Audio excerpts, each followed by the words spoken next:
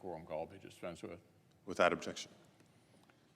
A senior House Democrat told us back in March of 2020 that COVID presented, quote, a tremendous opportunity to restructure things to fit our vision. President Biden said last week that while this pandemic has been god-awful for so many reasons, it does present us with an opportunity. The reckless taxing and spending spree that Washington Democrats are assembling behind closed doors would put more debt, more borrowing, and more inflation on the shoulders of American families. It would make Washington, D.C. dramatically more involved in families' child care, their health coverage, their local energy utilities, and on and on. There's so many controversial changes being crammed into one mega bill that it must be a deliberate strategy. Try to achieve everything the far left has wanted for 20 years in one fell swoop before the country has time to realize what hit it. So today I'm going to focus on just one example. Let's look at the tax hikes. A staggering, historic set of tax hikes. Tax hikes on small business. Tax hikes on family farms.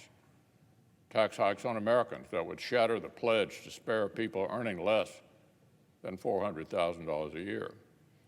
Tax hikes that would put even more Americans into unfair double taxation of the death tax.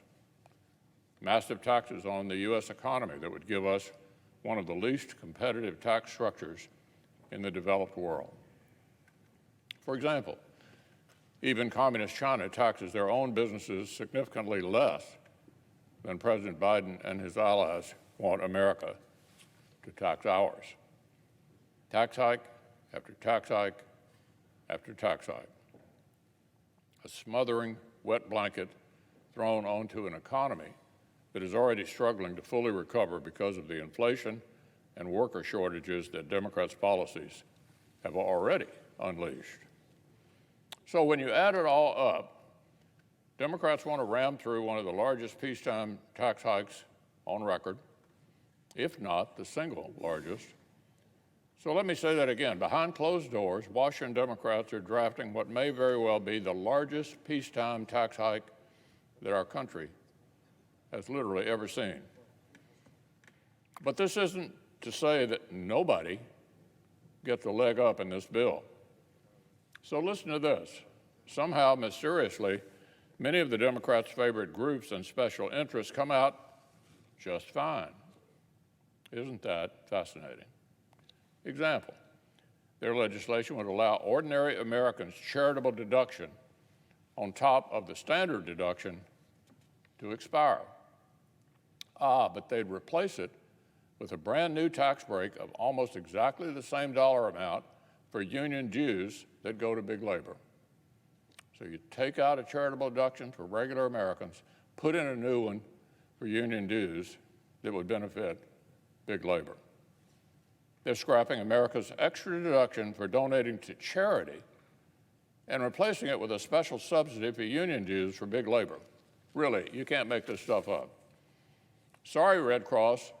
Sorry, local churches and houses of worship. Sorry, soup kitchens. Democrats think the Teamsters and the SEIU need the money more than you do.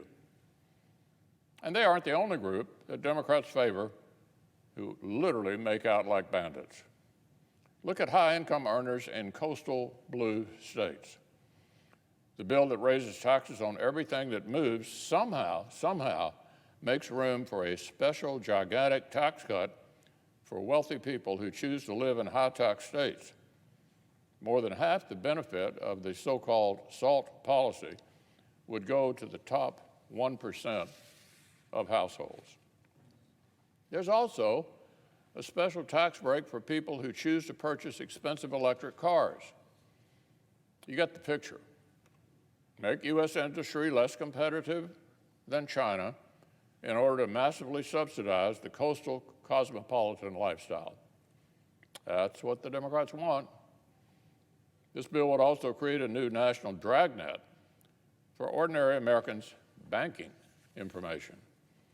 Community banks and credit unions would be hammered with new requirements to report to the feds whenever citizens make transactions, listen to this, in excess of $600? Community banks and credit unions would have new requirements to report to the federal government whenever citizens make transactions in excess of $600. Big Brother wants to peer into America's bank accounts. Here's how one local Kentucky lender described this concept to me, quote, a flagrant violation of privacy and offense to liberty. That pretty well sums it up.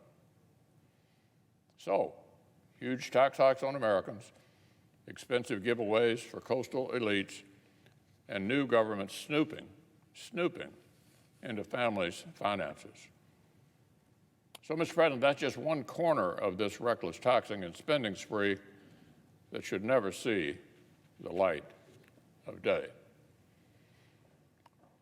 Now, on a different matter, last week Senate Democrats announced what was marketed as a compromise on carving out a bigger role for Washington in elections all across our country.